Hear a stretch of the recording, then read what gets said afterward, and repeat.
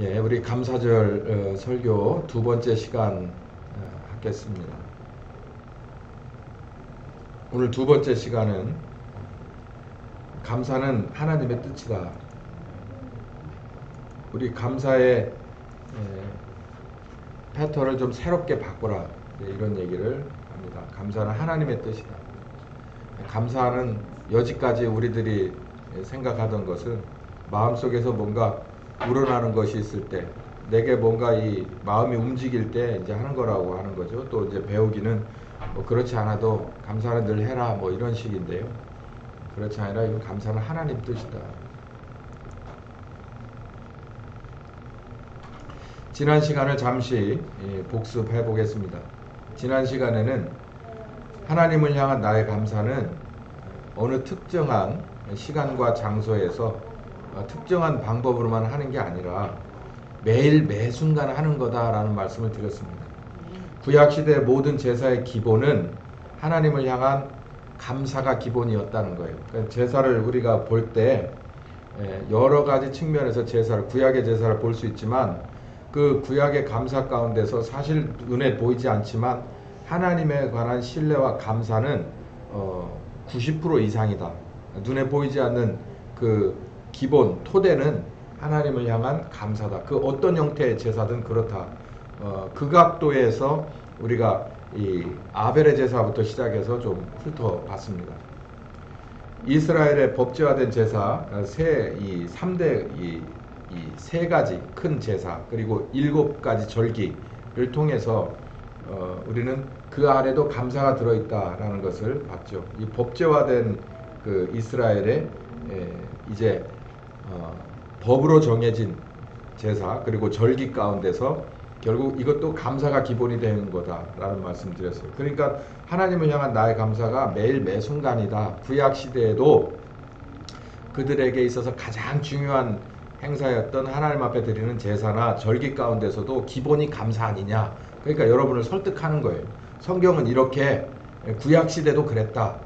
이제 오늘은 이제 신약 시대에 관한 얘기를 하겠죠. 구약 시대에도 매일매일 드리는 감사를 하나님은 원했다. 그들이 그거를 했는지 안 했는지 그거와 상관없이 제사 가운데도 봐라. 감사가 다 아니냐. 제사를 준비하는 것이 그들의 삶이었다면 그들의 삶 전체에서 하나님 앞에 감사가 드려지지 않았겠냐. 하나님은 그걸 원했다. 이제 제가 지난 시간에 말씀드린 요지가 그 얘기예요. 감사하지 않는 백성은 하나님의 사망의 처분을 받는다. 오늘 요 얘기가 좀 더 나올 거고요. 신약을 통해서 바라본 7가지 절기에 대해서 시대적인 구분을 제가 해드렸습니다. 이거는 그냥 살짝 다른 이야기지만 제가 신약적으로 7절기에 대해서 시대 구분을 해드렸습니다. 이럴 때 이런 거 알아두시면 굉장히 도움이 되겠죠. 그래서 믿음이라고 하는 것은 믿음은 행동으로 증명되는 것이긴 합니다. 그렇지만 믿음이라고 하는 것은 어디에서 출발하냐면 믿음의 결론은 행동이에요. 믿음 있으면 믿음 있는 뭔가를 드러내야 되잖아요. 그 믿음은 행동으로 결론이 나는데 믿음은 어디에서부터 출발하느냐면은 감사에서부터 출발해요. 감사는 대상이 있잖아요. 하나님에 대한 감사로부터 믿음이 출발하는 겁니다. 그래서 무엇으로 결론 나냐면 내가 믿음에 합당한 행동을 함으로. 회개도 이제 그런 패턴이죠. 그런 말씀을 드렸습니다. 자, 그러면 오늘은 감사는 나를 향하신 하나님의 뜻이다. 그래서 오늘 부제목이 우리들의 감사의 패턴을 바꾸라는 거잖아요. 그러니까 감사는 이런 정도 수준의 뭔가가 있을 때만 하는 거다가 아니라 매 순간 하는 거다라는 게 첫 번째 이거였다면, 감사를 이제는 그런 정도 수준이 아니라 이제 신약에 와서는 조금 더 하나님이 우리를 향한 뜻이다. 그러니까 이건 좀 뭐랄까요, 좀 강압적인 게 들어가요. 안 하면 안 되는 거예요. 그러니까 뭐 해도 되고 안 해도 되고 하다 못 해도 되고 이게 아니라 반드시 그렇게 해야 되는 거예요. 반드시. 그러니까 이 오늘 말씀은 조금 더 이렇게 더 조여온 겁니다. 감사라고 하는 것이 우리가 반드시 드러내야 될, 드러내기까지, 출발하는 것뿐만 아니라 드러내기까지 해야 되는 그런 일이다라는 거예요. 데살로니가전서 5장 16절 18절에 보면 맨 마지막 절에 범사에 감사하라 이는 그리스도 예수 안에서 너희를 향하신 하나님의 뜻이다.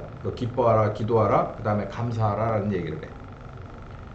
여기서 보면 그리스도 예수 안에서라는 거예요. 그러면 그리스도 예수 밖에서는 그렇지 않다는 얘기죠. 그러니까 그리스도 예수 안에서라면 예수의 십자가 공로와 효과로 회개하고 복음을 믿어 거듭나고 성령님 함께하고 한 사람들을 말하는 거예요. 그러니까 신자 중에서도 우리는 몰라요. 저도 모르지만 우리 서로 뭐 그걸 알 수 있는 방법이 없어요. 그러니까 그리스도 안에 있지 않은 사람은 이런 얘기를 요구하지 않습니다. 근데 그리스도 안에 들어와서 회개하고 복음을 믿고 성령님과 함께 한 해 만에 하는 정도 수준의 사람은 반드시 이렇게 해야 된다는 거예요. 항상 기뻐하고 쉬지 말고 기도하고 범사에 감사하는 이 생활을 자기의 기본 패턴으로 해야 해요. 이게 이렇지 않은 사람에서 이렇게 반대로 항상 기뻐하지 못하는 사람, 쉬지 말고 기도하지 못하는 사람, 범사에 감사하지 못하는 사람이 그리스도 안에 들어왔으면 그렇게 해라. 그러면 이렇게 못하는 사람들은 누구였을까요? 이 성경의 입장에서 볼 때는 구약의 사람이겠죠. 구약의 사람은 이렇게 할 수가 없어요. 구약의 사람은 하나님이 택한 백성이어도 그렇게 할 수 없습니다. 왜 할 수 없느냐면 구약 자체가 한계가 있어요. 구약 자체는 그 사람의 밖에 있어요. 뭐가? 하나님의 말씀이, 하나님의 법이 그 사람 안에 있지 않고 그 사람 밖에 있어요. 성령께서 우리에게 올 수 없어요. 말씀이 와도 그 사람에게 귀로만 들릴 수밖에 없고 눈으로밖에 볼 수가 없어요. 근데 신약에서는 귀로 눈으로 듣는 그 이상의 영적인 것으로 우리 가운데 속에 깊숙이 들어오기 때문에 이건 전혀 달라진 세상인 거예요.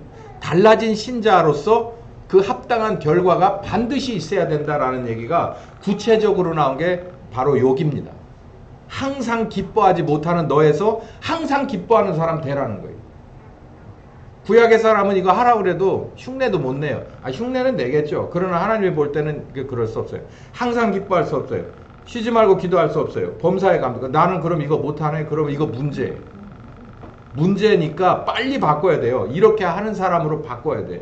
일단은 흉내라도 내보시고 안 되면 왜 안 되는지 하나님을 붙잡고 늘어져 보시든지 어떻게 해서라도 이렇게 해야 돼요. 이거 봐요. 그리스도 예수 안에서 너희를 향한 하나님의 뜻이다. 그러면 하나님의 뜻을 우리가 못한다고 해서 그걸 굽혀? 이게 무슨 사람 민주주의입니까? 못한다고 법 바꿉시다. 그러면 원칙도 없이 그냥 바꾸는 거예요? 하나님은 그런 분 아니에요. 못하면 끝나는 거고 하면 복인 거예요. 이게 무서운 거예요. 우리 사는 세상에선 우리가 뭐든지 할 수 있어요. 아닌 것도 기라고 우기면 겨요. 100명인데 99명이 그거 아닌데 기라고 우기면 겨요. 세상은 그렇게 된다고. 근데 하나님 앞에서 우리가 못하겠으니까 조금 기준을 낮춰주십시오. 택도 없는 소리 하지 마시라고. 그건 그렇게 할 수가 없어요. 그건 하나님이시니까. 그러면 진리가 아니시거든. 근데 여기 뭐랬어요? 하나님의 뜻을 굽히겠습니까? 이거 굉장히 무섭더라고요. 저는 심각하게 다가왔어요. 하나님이 너희를 향한 뜻이다. 그런데 그 뜻을 뒤로 물릴 하나님이에요? 그럴 하나님이 아니란 말이에요. 그러니까 우리는 반드시 이렇게 바뀌어져야 돼요. 그 중에 하나 감사의 절기니까 딴 건 그만두고 감사 얘기만 하자고요. 감사. 범사에 감사. 모든 일에 감사라는 거예요. 내게 이득이 되든 손실이 되든 내게 아픔이 되든 아니면 내게 기쁨이 되든 뭘 하든 감사하라는 거예요. 이게 도대체가 무슨 말일까? 어쨌든 말씀은 뭐라고? 성경적이라고 하려면 너희를 향한 하나님의 뜻은 모든 것에 감사하라는 거예요. 어렵죠? 예. 어려워도 이게 하나님의 뜻이랍니다. 이거 고민 많이 해봐야 돼요. 하나님이 우리가 볼 때 어렵고 하기 힘든 것, 어쩌면 불가능한 이것을 할 수 있게끔 하십니다. 보세요. 하나님이 새 창조된 사람에게 원하는 것은, 자, 여기 제가 말씀드렸죠. 새 창조, 그러니까 거듭나지 못한 사람에게 이건 요구하지 않아요. 거듭나지 못한 사람은 어떤 수단과 방법을 써도 이걸 할 수 없어요. 아무리 자기가 면벽 참선을 100년 이상을 하다가 의식이 있어서 있다가 나중에 죽을 때까지 해도 이거 할 수 없어요. 그런데 하나님이 우리를 거듭나게 하시잖아요. 거듭난 새 사람에게는 이걸 요구를 하는 거예요. 새 사람에게 요구하는 겁니다. 그러니 구원으로 가는 길의 첫 단계는 회개하고 복음을 믿어 거듭나는 거고요. 거듭났으면 여기서 끝나고 이제는 죽을 날만 기다리는 거다라고 하면 안 되고, 여기서 요구하시는 하나님의 뜻이 내게 적극적으로 이루어져야만 한다라고 우리는 강박관념을 가져야 돼요. 이러지 못하는, 내가 예수로 말미암아 거듭난 사람인데 이게 안 된다 그러면 우리 말씀에 위배되는 거다라는 그런, 제가 평범하고 부드럽게 말씀드릴 수도 있지만 지금은 그럴 때가 아니에요. 지금 이건 해도 되고 안 해도 되고 언젠가 되겠죠. 이렇게 말해도 되겠죠. 근데 그게 아니에요. 하나님의 뜻이에요. 하나님은 절대 뜻을 굽히지 않습니다. 그러면 이렇게 되지 못하면 하나님의 그 기준에 어긋나는 거예요. 근데 아이고야, 이거 가만히 보니 사람들이 대부분 못하네. 조금 낮춰줄까?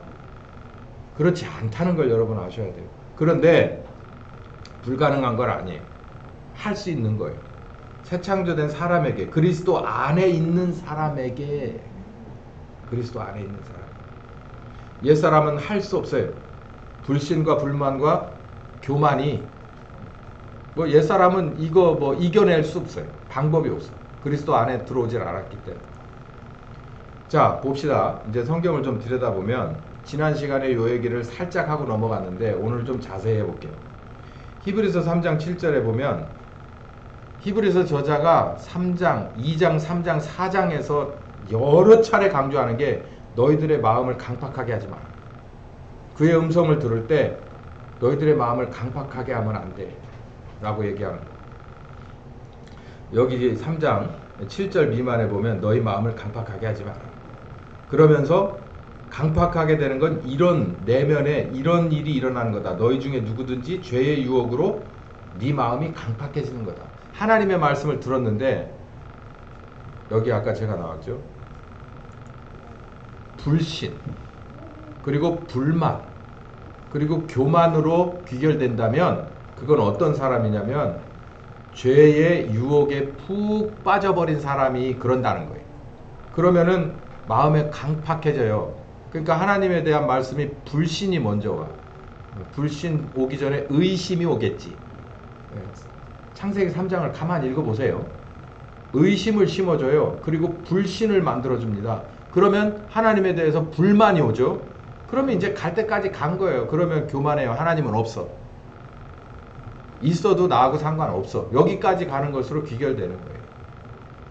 이런 사람 되지 마라 라고 얘기를 합니다. 이런 사람은요, 회개하고 복음을 믿지 않은, 그러니까 거듭나지 그리스도 밖에 있는 사람이 이런 일은 100%고요. 그리스도 안으로 들어와서도 이럴 수 있어요. 그러니까 에덴의 안에 있어서도 사탄이 와가지고 꼰짝거렸잖아요.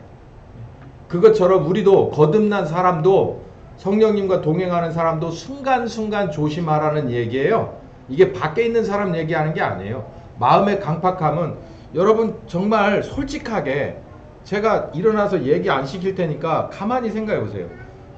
말씀을 들었는데 왠지 의심스럽고 그러다가 이렇게 쭉 가다가 결국은 불신되고 불만되고 이러지 않습니까? 이게 여기 보면 히브리서 저자가 알고서 하는 소리예요. 이게 본인도 경험이 있는 소리예요. 이런 사람 되면 안 된다. 그러면서 무슨 얘기를 끌어내냐면은 광야에서 하나님을 경록해 하여서 결국은 그 광야에서 모두 자기들 말대로 그냥 그대로 거기서 엎드러져 죽은 그 세대들을 얘기를 합니다. 그 사람들처럼 되지 마라. 그래서 감사를 모르면 이런 사람들처럼 되는데 그게 어디 얘기냐면 민수기 14장 26절에서 30절에 10명의 정탐꾼의 악평에서 찾을 수가 있어요. 여호수아와 갈렙을 제외한 나머지 정탐꾼이 하나님을 불신했습니다. 하나님을 불신했어요. 그러니까 하나님을 불신한 게 제가 이제 요거를 좀 이렇게 자세히 보면은 야 하나님도 화내실만 하구나. 이들이 불신하니까 이게 전염병처럼 번져가지고 대부분의 이스라엘이 여기 성경 말씀으로는 여호수아와 갈렙 이외로는 다 이들의 불신에 동참을 했어요. 동감하고 동참을 해버렸어요. 이제 이런 사람들의 이야기가 민수기 14장에 나오는데 이걸 좀 한번 분석해 보려고 그래요. 그래서 13장 25절부터 14장 10절까지 그 이야기가 전체 이야기가 나옵니다.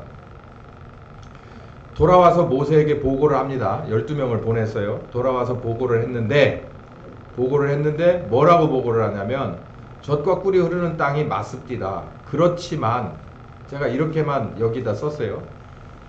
젖과 꿀이 흐르는 땅이고 참 좋은 땅이 맞습니다. 그렇지만은 뭐예요?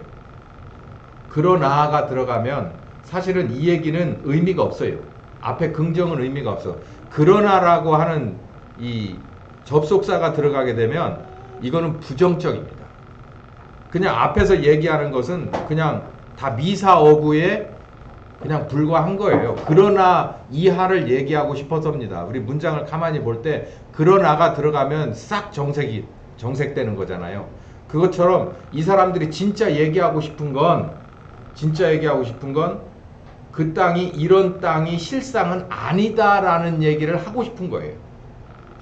그러니까 애초부터 이 사람들은 가만히 보고서 애초부터 하나님이 원하는 그 약속의 말씀을 믿질 않았어요.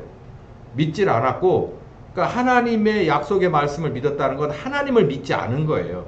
하나님을 믿지 않은 상태에 가서 아무리 하나님이 주겠다고 하는 걸 봐도 백약이 무효인 거예요. 가서 보이는 게 명품샵만 보이고, 가서 보이는 게 자동차 좋은 메이커만 보이고, 가서 보이는 게 뭐만 보이는 거예요. 반대로 그보다 더 못한 곳에 가면 정말 그곳은 우리보다 낙후되어 있는 정치체제고 정말 쇼핑몰도 없고 뭐 월급도 별로 안 주고 뭐 또 이런 것들만 보이는 거예요. 이게 원인이 뭔지 아세요? 이 불신과 불만은 어디서 오냐면 하나님을 믿지 않기 때문에 오는 거예요. 이 장면을 가만히 보면 가만히 이렇게 삼자 입장에서 이만큼 1m 떨어져서 성경을 보세요. 안 보이시죠? 네, 가까이 보세요. 가까이 보지만 이만큼 삼자 입장에서 보시라고요. 하나님을 애초에 믿지 않은 10사람이고요.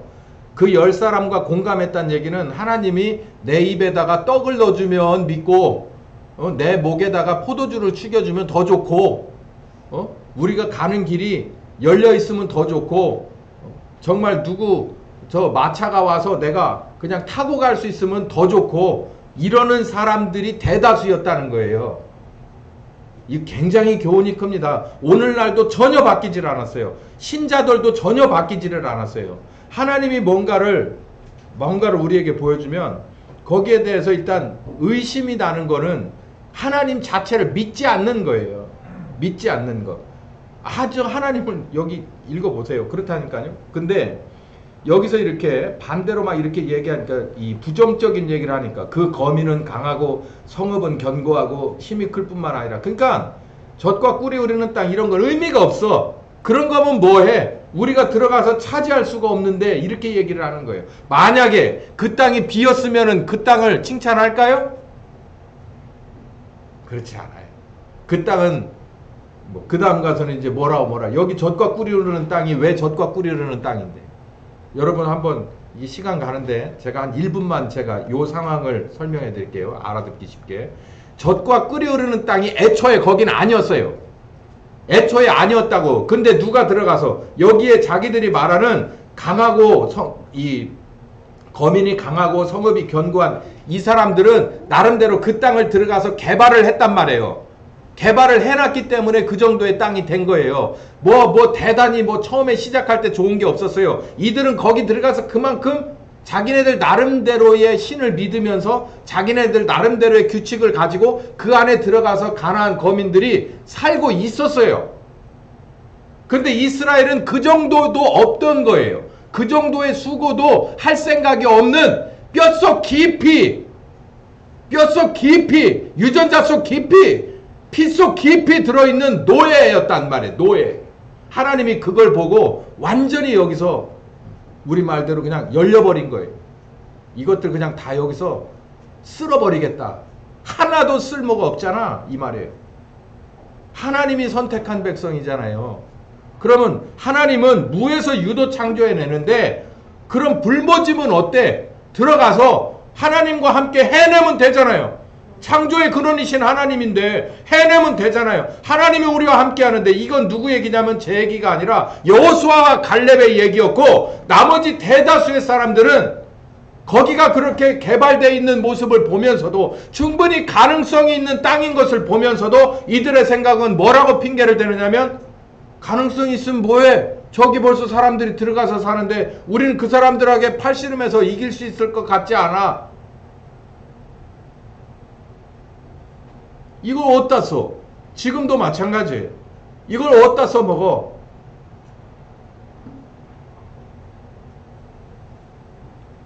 여러분 집에 가셔서 그 한동안 넷플릭스에 그게 있었는데 그 메이플라워의 개척자들이라고 하는 그걸 키워드를 넣으시고 아마 지금 어딘가에 돌아다니고 있을 거예요.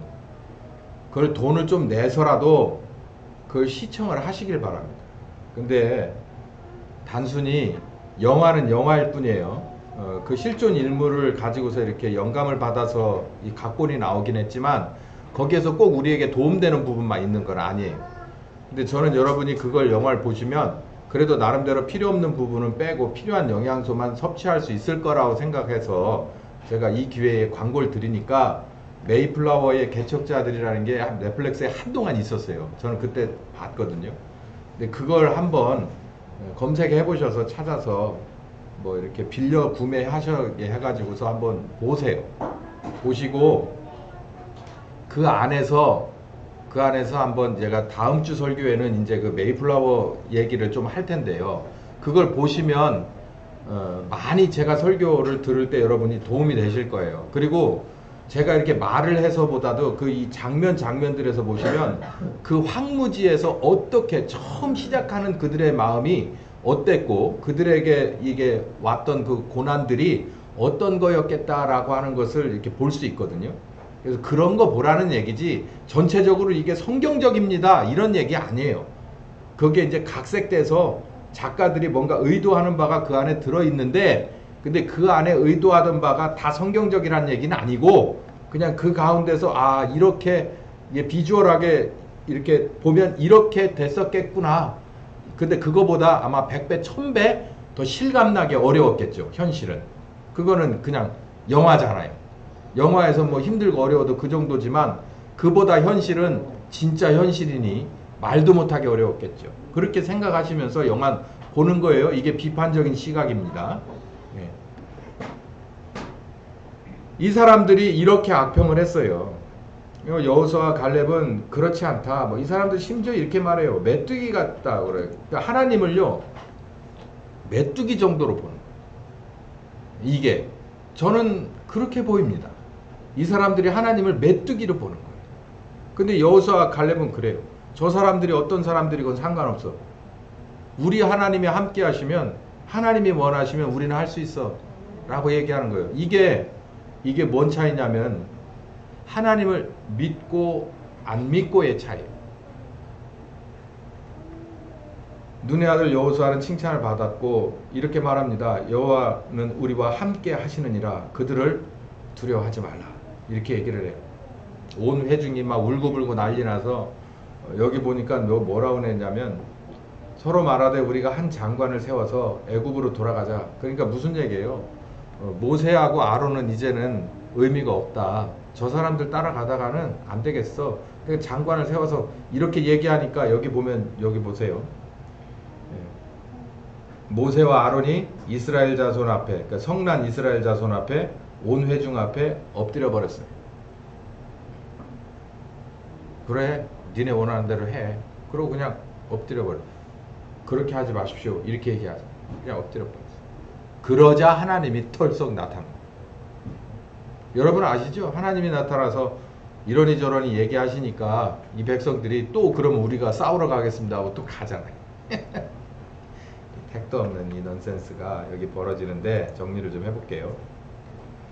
젖과 꿀이 흐르는 좋은 땅이다? 제가 아까 말씀드렸죠. 그 땅이 원래 젖과 꿀이 흐르는 땅이 아니었어요. 가능성이 내재되어 있었을 뿐이에요. 그러면 젖과 꿀이 흐르는 가능성은 어디나 있습니다. 문제는 하나님이 거기에 뜻을 품었냐 안 품었냐가 우리에게 중요한 거예요.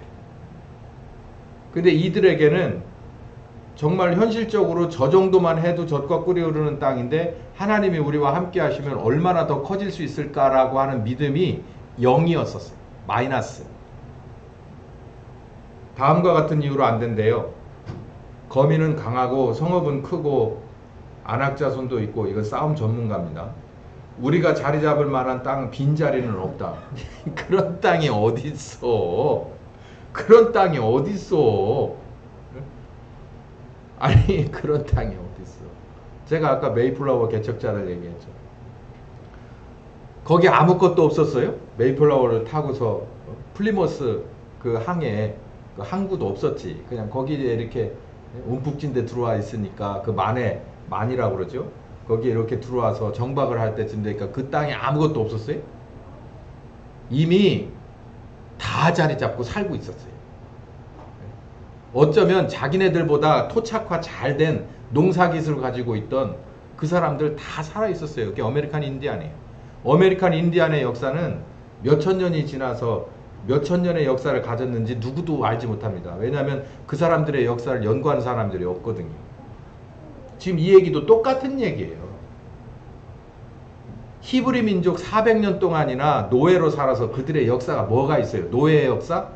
근데 여기 이 안에 들어와 있던 사람들은 역사와 전통이 있는 사람들이에요. 가나안의 거족들은.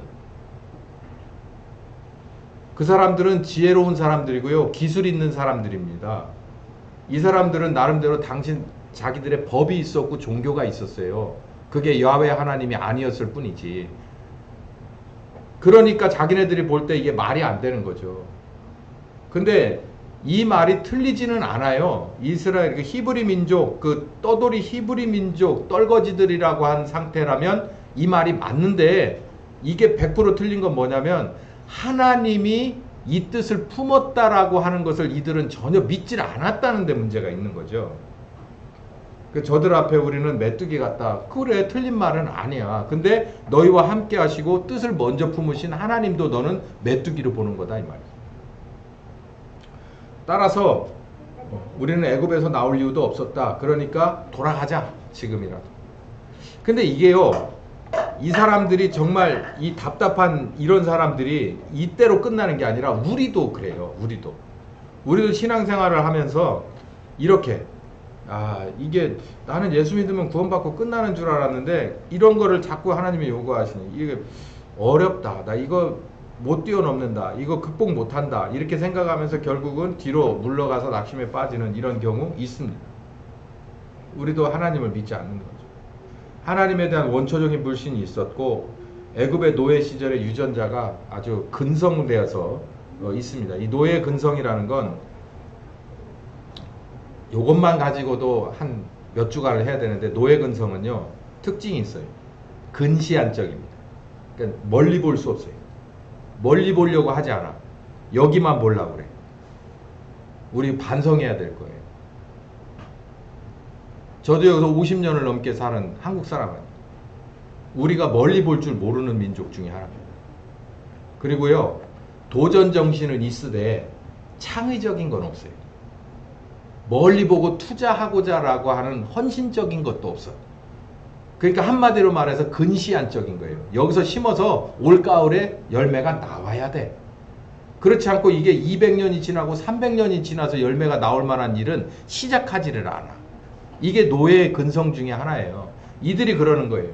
그 땅에 들어가서 자기네들이 개척의 돌을 하나 놓고 죽으면 자기네 후손, 그 후손에 대한 생각이 없어요. 일단 들어가서 전쟁을 하다 수많은 사람이 죽겠지. 그것만 생각하는 거예요. 싸워서 이길 수도, 내가 죽을 수도 있는데 이게 무슨 상관이야. 이게 노예의 근성이에요. 결론적으로 이 사람들 다 그 한 세대가 광야에서 죽었어요. 요단강 이쪽에서 다 죽었고, 그런 생각 없을 만한 신세대들만 짬뿌하게 데리고 요단강을 건너가서 하나님이 원하는 전쟁을 했어도 성경에 보면 그 어려운 이야기들, 그 참 순정하지 못한 이야기들이 많이 나오잖아요. 이 사람들 데리고 거기 들어가서 되겠어요? 안 돼요. 여러분, 우리가 예수 믿고 거듭났어도 이 노예의 근성 가진 사람은 하나님 나라 가서 살 수 없습니다. 야, 이거 진짜 할 얘기 많네. 오늘 시간 없는데. 하나님 나라가 만약에 이렇게 봅시다. 여러분, 하나님 나라가 어떤 데일까요? 뭐 황금길을 다니며 뭐 거기 보도블록인 것 같은데, 예, 잘 모르겠어요. 만약에 반대로 역설적으로 하나님의 나라가 정말 광야 같은 사막, 저 애리조나 광야 같은 사막이라면 그곳에 가서 어떻게 하실 거예요? 만약에 쫙 펼쳤는데 우리 처소를 저기 하러 간다니까 여기에 있는 이런 저기 지인인가? 자이보다도 훨씬 더 좋은 데겠지. 뭐 저기 어디 도쿄 신주쿠에 있는 어떤 아파트보다도 훨씬 더 좋은 데를 마련해놓고 우리 오라고 하셨을 거 아니야. 하나님스러운 거니까. 만약에 반대로 정말 아리조나 사막 같은 그런 데라고 하고 어디 텐트 치기도, 예? 정말 나무 그늘 하나 제대로 없는 이런 데, 예? 온도 차이가 막 20도씩 30도씩 나는 그런 데가 여기서 나하고 같이 살자라고 하는 데라면 어떡할 거예요? 여기서 이 얘기를 제가 말씀드리는 거예요. 여기서 새로운 사람은요, 우리들의 근성이 바뀌어야 돼요. 하나님이 어디든 가면 우리는 가서 그와 함께 그의 나라를 건설할 준비가 돼 있다. 나는 그 일을 하다 죽어도 상관없다라고 하는 이런 정도의 믿음이 있어야지. 어디에서? 여기에서 있어야지. 여기에서도 승리하고 저기 가서도 해내지. 영원히 살 거 아닙니까? 여기서도 없는 사람이 저기 가서 돼요? 여기서도 안 되는 사람이 저기 가서 돼요?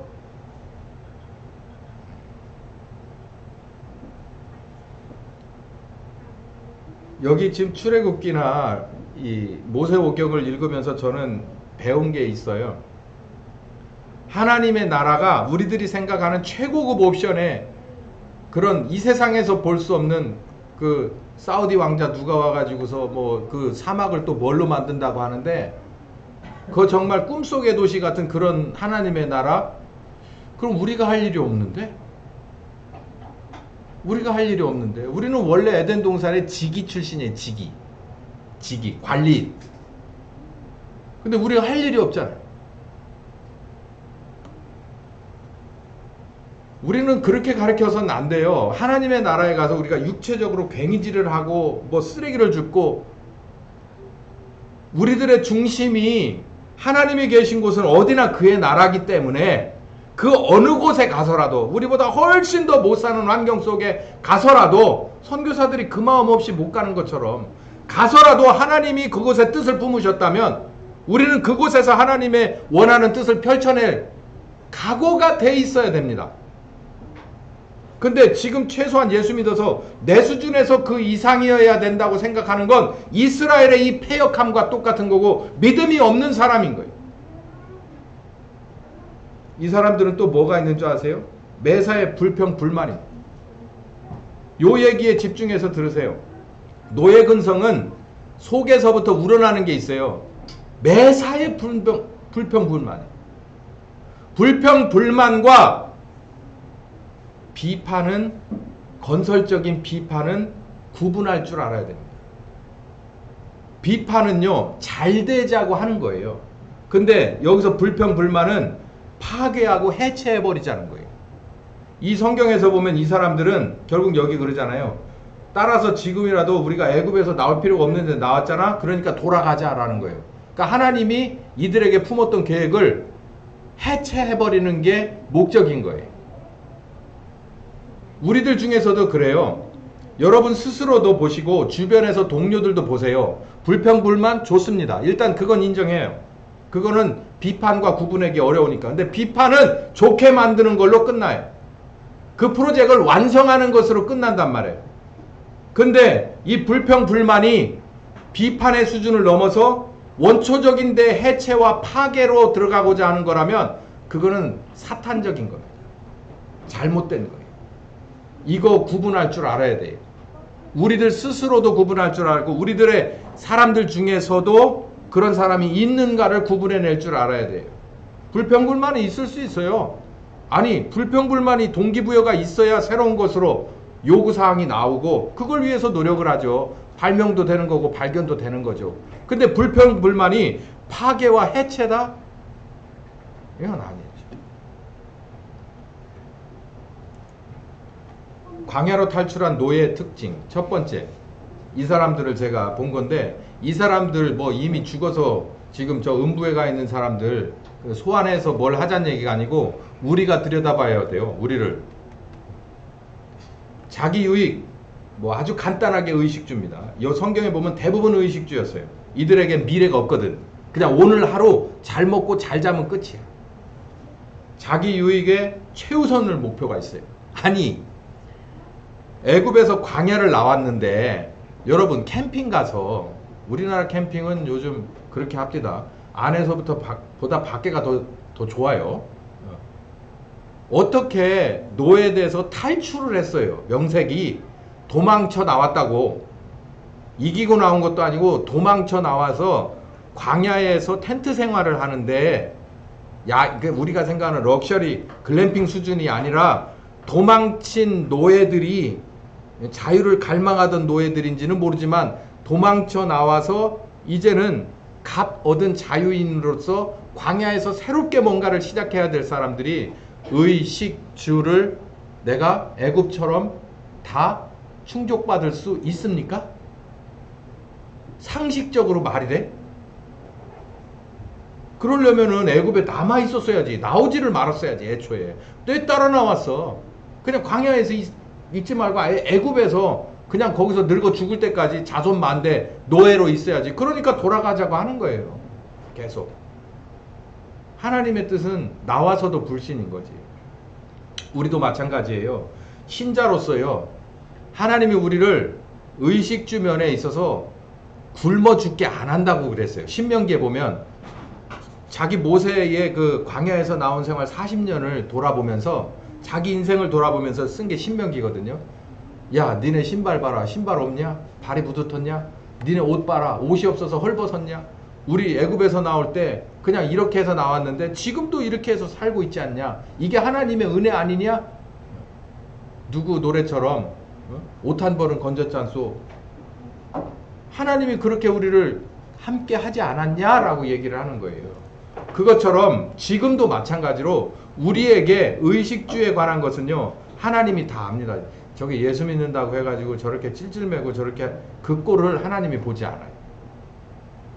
그러니까 하나님이 그거에 대한 권한을 쥐고 있다라는 것을 믿어야 되는데, 이들은 그것에 대한 믿음이 없어요. 그러니까는 그냥 어떻게든지 그런 상황이 나와서도 막 그 옛날을 생각하면서 노예로 살던 그 의식주를 생각합니다.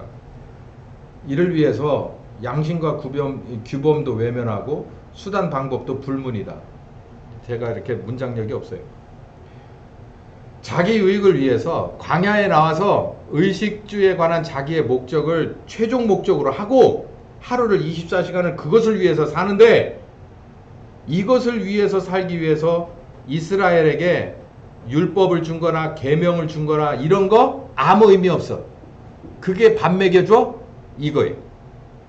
그러니 양심과 규범과 이 모든 것은 외면하고 수단과 방법은 불문에 붙여버려요.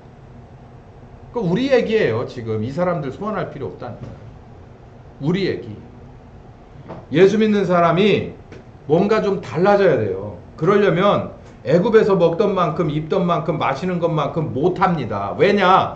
애굽은 하나님이 보실 때 불법이 성행하고 하나님의 율법과 계명으로 안 맞는 지역이에요. 그렇기 때문에 거기서 우리에게 할당되던, 우리의 손에 잡히던 것은 하나님이 볼 때는 불필요한 것들이고 어쩌면 독극물이었을 수도 있기 때문에 애굽에서 꺼낸 거예요. 살리려고. 그랬으면 하나님이 주는 것만 먹고 입혀주는 것만, 그리고 하나님을 믿고 따라가는 시간이 필요해요. 하나님이 살리려고 하니까. 근데 거기에 대한 믿음이 없으니까, 여러분 구원받으려고 하면요, 회개하고 복음을 믿은 다음에는 하나님이 주는 레시피대로 먹어야 되고요, 입어야 되고 마셔야 돼요. 그걸 누가 주시냐면 말씀이 하는 게 아니라 성령께서 하신다고. 성령께서 오셔가지고 여러분에게 일거수일투족에서 이거는 해도 되고 안 해도 되고 먹어도 되고 먹지 말아야 되고 이걸 다 가르쳐 주세요. 그래야, 그러면 무슨 현상이 일어나면 명현 현상이 일어나겠지. 우리 죄의 습관이, 명현현상이 일어나겠지. 그러나 이거를 넘어서서 그래야 그리스도의 피와 살로 우리의 삶이 바뀌어가는 거예요. 자기 유익을 구하는 데는 피하 구분도 없어. 연합을 잘해. 하나님 뭐 하는 것으로 연합하는 거는 되게 어려워하는데 이해관계로 뭉친 집단은 그런 거 상관없어요. 이 세상 얘기하는 거 아니에요? 저 사람 사업가고 나도 사업가예요. 저도 사장이고 나도 사장이에요. 서로 이렇게 연결해서 있는 관계 속에서 사업을 해. 근데 저 사람 하는 건 항상 비성경적이고 불법이야. 근데 내가 저 사람을 이용을 하면 내가 좀 마진이 커져. 그러면 눈 질끈 감고 그냥 어차피 비즈니스인데 잘못된 거예요. 피하 구분 없어. 뭐 때문에? 내 최선의 목표가 의식주니까. 그래도 얻지 못할 때는 그 이유를 남한테다가 전가를 해. 뭐 말 하나만 안 하죠. 계명과 율법 그리고 규례된 자신의 유익을 위해서 언제든지 자기가 원하는 대로 플렉시블 바꿀 수 있어요. 유연성을 가지고 있어요. 이게 광야로 탈출한 노예들의 특징이에요. 이 민수기 13장에 나와서 저주받은 백성들의 특징. 그래서 히브리서 저자가 그 사람들을 얘기하면서, 왜냐하면 이 사람들에 관한 스토리를 그 당시의 사람들은 다 알고 있었으니까 그냥 요 얘기만 꺼내면 다 그 사람들 그래서 광야에서 하나님 앞에 저주받아서 그 사람들은 한 명도 못 들어갔지, 기회조차도 없었지, 박탈당했지, 이걸 알고 있으니까요. 그러니까 저는 이 얘기를 끄잡아내는 이유가, 여러분 감사치 못하는 건요 불신입니다. 하나님을 향한 불신이에요. 하나님이 여러분을 살리고자 해서 조금 덜 먹게 할 때도 있어요. 하나님이 여러분 살리고자 해서 여러분의 옷을 바꿔줄 때도 있습니다. 근데 왜 지난번 예수 믿기 전보다 왜 나는 올해는 이 모양이지? 그렇게 따지면은 이 사람들하고 틀릴 게 하나도 없어요. 하나님이 살리려고 하는 거지 죽이려고 해요. 왜 의사가 살리려고 항암제 먹으라면 잘 따박따박 받아 먹잖아. 그거 먹고 죽기 직전까지 가도 먹잖아. 근데 왜 하나님이 하라는 건 안 해요? 영원히 사는 건데, 죄에서 구원받아 영원히 사는 건데 왜 안 하냐고. 믿음이 없는 거지. 믿음이 없는 거예요.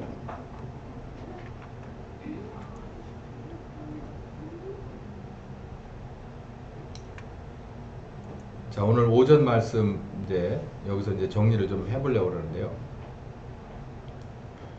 어찌됐든 제가 오늘 꼭 드리고 싶은 말씀은, 감사는요, 이제 이 감사의 그 진정한 의미와 그리고 이 질적인 것은 이제 오후에 빨리 얘기하기로 하고, 이 감사는요, 하나님이 우리에게 반드시 하라고 하신 명령입니다. 뜻이에요. 하나님의 뜻.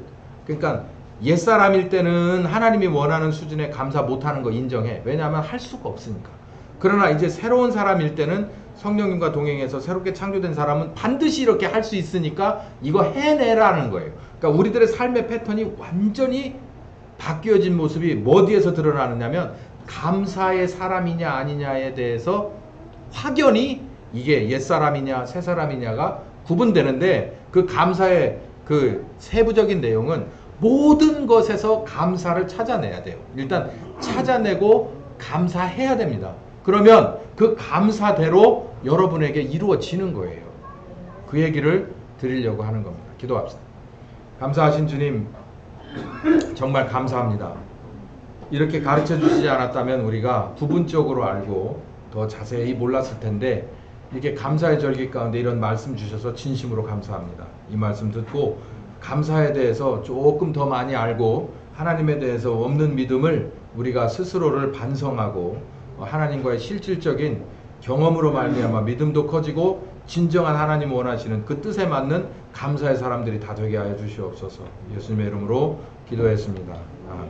지금은 우리 주 예수 그리스도의 은혜와 아버지 하나님의 극진하신 사랑하심과 성령님의 교통하시는 역사가 이제 진정한 하나님의 원하는 수준의 감사의 사람으로 바뀌어서 하나님의 정말 기쁨을 드리는, 영광 돌려드리는 한 사람이 되기로 작정하는 한 10년과 가정과 교회 후에 함께 하시길 예수님의 이름으로 축원하옵나이다. 아멘.